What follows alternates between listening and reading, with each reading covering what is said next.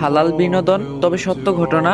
সবাই ভিডিওটা শেষ পর্যন্ত দেখবেন। এক স্বামী তার জিনে ধরা স্ত্রীকে নিয়ে হুজুরের কাছে এলো। লোকটি বললেন, হুজুর, আমার স্ত্রীকে কয়েকদিন যাবত জিনে ধরছে। হুজুর বললেন, নতুন বিয়ে করছেন বোধ হয়। লোকটি বললেন, জি, আমার বউটা খুব ভালো ছিল, পাক্কা নামাজি এবং কড়া পর্দাশীল, নিয়মিত তাসবিহ তেলাওয়াতে মশগুল থাকতো। তারপরও কেন জিনের নজর পড়লো বুঝতে পারতাছি না। হুজুর সাহেব দোয়া দুরুদ পাঠ করে জিন চালান দিলেন। বউকে একটা কুণ্ডলীর মধ্যে বসিয়ে প্রশ্ন করা শুরু করলেন। হুজুর বললেন, তোমার নাম কি? জিন বললেন, কৌকব। হুজুর বললেন, তুই এই মহিলাকে ছেড়ে যাবি নাকি আমি ব্যবস্থা করব? জিন বললেন, কোনো ব্যবস্থা করতে হবে না।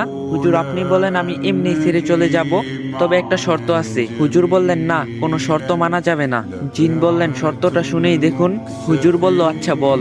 জিন বলল, আমি মহিলাকে ছেড়ে যাব, তবে তার স্বামীর উপর সাওয়ার হব। সঙ্গে সঙ্গে স্বামী ভয়ে লাফিয়ে উঠলেন আর বললেন, না না হুজুর, আমাকে বাঁচান। হুজুর বললেন, শুন জিন, তুই স্বামীর উপরও আসর করতে পারবি না। জিন বলল, না হুজুর, এটা মানা আমার পক্ষে সম্ভব না। হুজুর বলল, আচ্ছা, তুই স্ত্রীকে ছেড়ে স্বামীকে কেন ধরবি? জিন বলল, কারণ সে নামাজ পড়ে না। স্বামী ভয়ে চিৎকার দিয়ে বলল, হুজুর, আমি আল্লাহর কিরা কেটে বলছি, এখন থেকে নিয়মিত নামাজ পড়বো, আর কখনো নামাজ কাজা করব না। হুজুর বলল, কি শুনলি তো, এখন চলে যা। জিন বলল, তা যাচ্ছি, তবে হুজুর আমি একেবারে চলে যাব না। হুজুর বলল, তো কি করবি?